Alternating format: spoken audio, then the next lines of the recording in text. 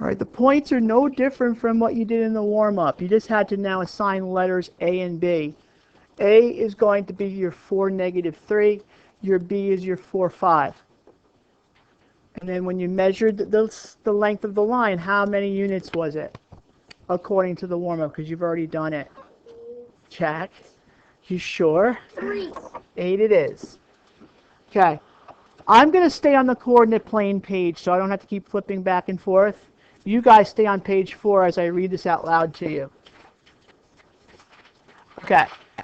After we've labeled our points and identified the length of our line segment, I do want you to connect the dots. Neatly as you can, too, because we're going to build onto the warm-up here. All right, now it says, draw a horizontal line starting at 4, -3. So the first thing, horizontal, which way is that? Left, right, or up, down? Left, right. Left, right. So they want you to start at the origin, or at A, which was 4, -3. I'm going to rewrite that here. And the line segment has to be 12 units. They don't tell you which direction to draw it in. But what they're asking is, if it's 12 units from that point A, what are the two possibilities of the next coordinate? If I go left, I got a coordinate, and if I go right, I've got a different coordinate. What are the possibilities? Anthony, which one are you going to do, going left or going right? Left. All right, if you go left, let me ask you this, what quadrant do you wind up in? And then what would the point be? What would be? Hold on. I got this.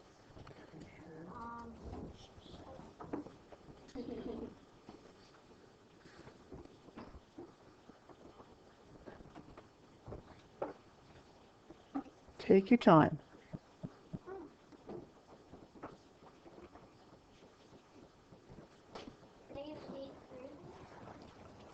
Close. -8, but what's the other coordinate? Oh. You're in the third quadrant, remember? Oh, this was -3. Very good. What about if you go in the other direction? Kelly. 16 and -3. Very good. What's the problem, though, if you have 16, -3? There's an issue. What's the issue? It doesn't say 16 on the chart. Right. It goes past the end of the coordinate plane. So whenever you have an option of choosing a point, always go with the point where it stays on the plane. It's just easier to visualize it. So that becomes really your better point. You're going to want to go with -8, -3. And the reason being, for what Ryan said, is that that point stays on the plane.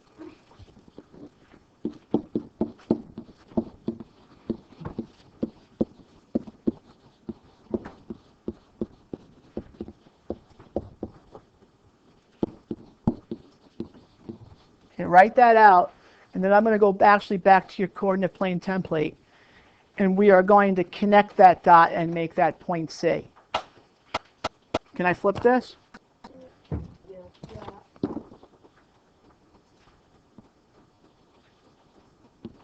And connect it.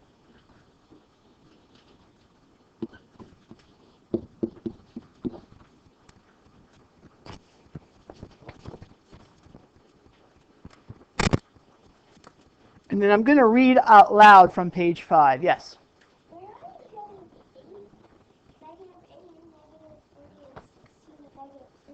Okay, so look, from A, it told us that we have to draw a horizontal line that's 12 units in length. If I go this way and count out 12 units, I wind up here. If I count out 12 units this way, I wind up out here somewhere, which what would be 16, -3. We're choosing to stay with C because it stays on the plane. So this now becomes 12 units this side, exactly like they told us. Okay. All right, so I'm now reading from page 5, but I'm going to stay on my coordinate plane page so I don't flip back and forth. The two line segments that you've just drawn could be seen as two sides of a rectangle. Everybody see it? See the rectangle starting to form? Okay. Given this, the endpoints of the two line segments would then be 3 of the vertices.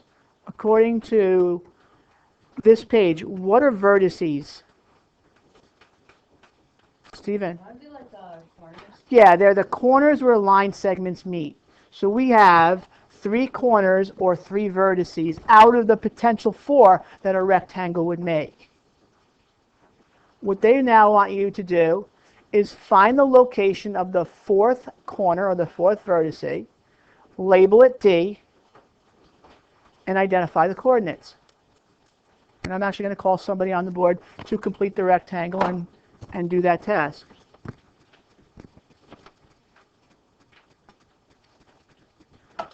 Kelly, you ready? All right, let's do it.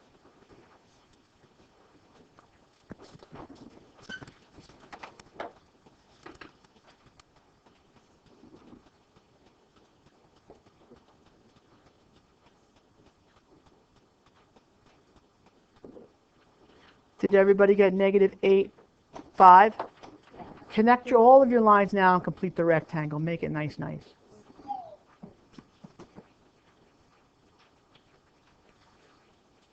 Okay, ready? I'm going to stay on this page. What are the lengths? What's the length of the longer side?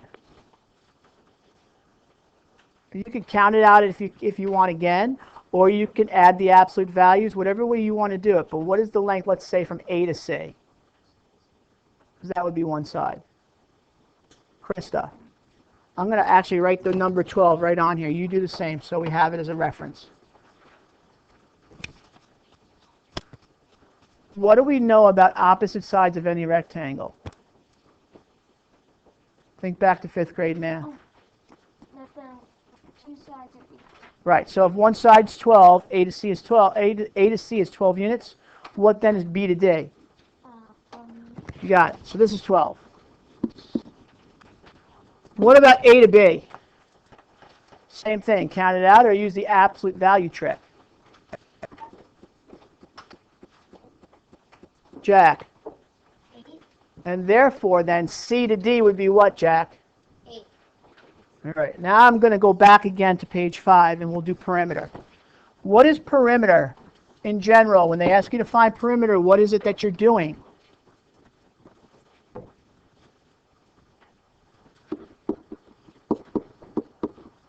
Jack. Perimeter is like this, say like a rectangle like this one. Uh-huh.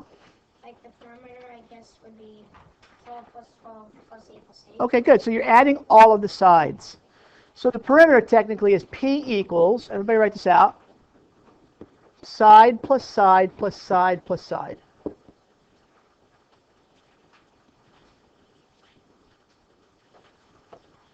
And like Jack said, we have to add up all of the sides. All right, why don't you guys do that? Tell me what you got.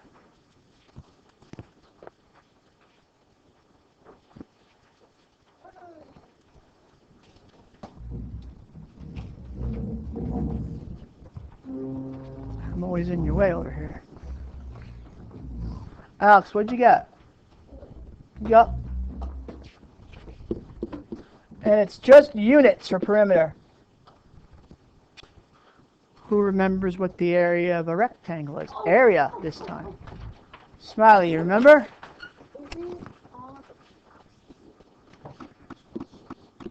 You could do it that way. We can actually check it that way. But let's say there's no boxes and they just give you the shape. What's the formula? Antonio. Length times width. Well, first, let me ask you, what values did you substitute in for length and width? What times what? 12 times 8, and that equals what? 96. Anybody remember what units we use for area? Square. Unit square. Sort of. Square unit. Square units. Good. Okay. Now, Smiley, if you go back, and not that I would want you to do this, but you can always check. If you count everybody, all of the boxes within the rectangle, you'll get 96 boxes in there. That's what area is. How much two-dimensional space it takes up. Okay, in terms of smaller units. Okay, go to the next page.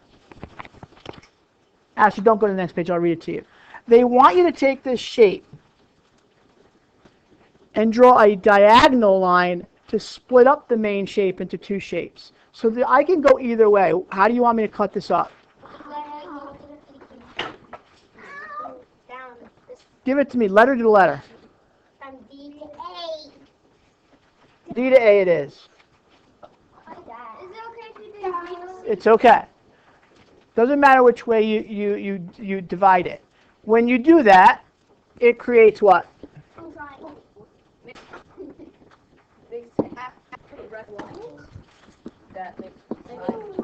Two triangles.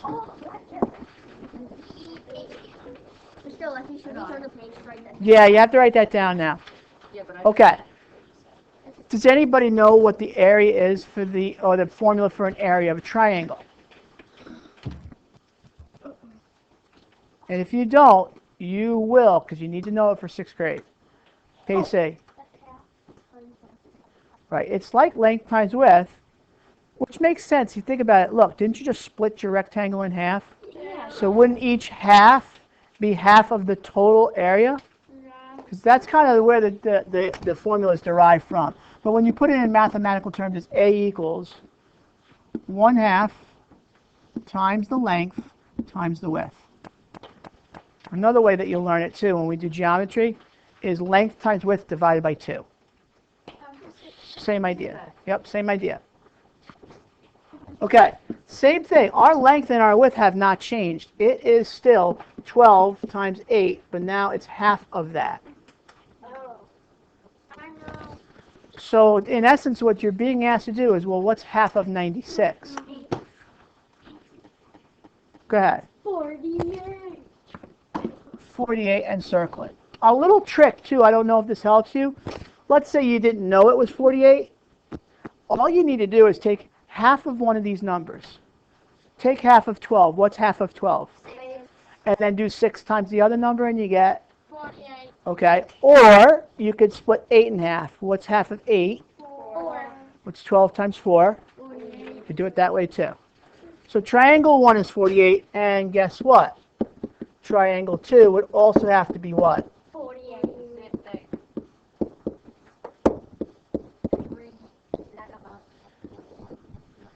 Hence, that is why if you take the two triangles and add it together, you get the original rectangle's area of 96. What if the area of the rectangle was an odd number and you can't split it in half? Then you'd wind up with a half. Point.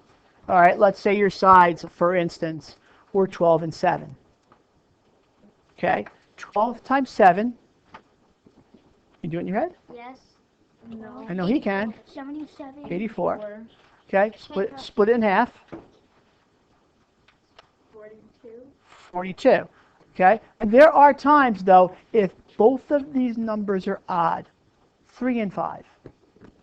It's 3 times 5. 15. Half of 15 is 7.5. So it does sometimes wind up in an extra half.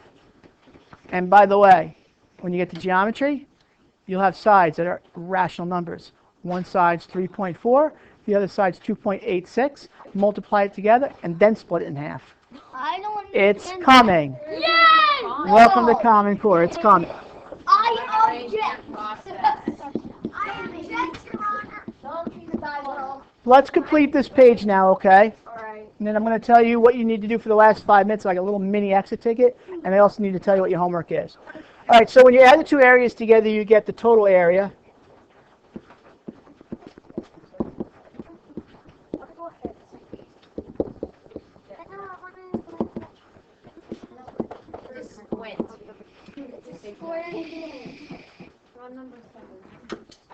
I'm going to read this out loud to you because it's kind of tough to read. Let me read it out loud to you. You get 96 square units, which is the total area of the rectangle. And then the connection, which is really kind of the central idea, if you will. I'll be out of your way in 1 minute. This I'll write neater. Need to stop.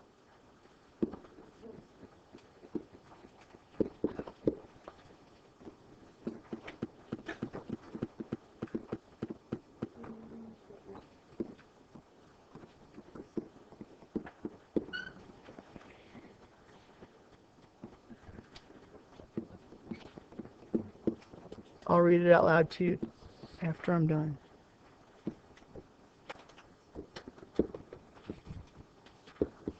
Okay, a triangle's area will always be half of the area of the entire rectangle.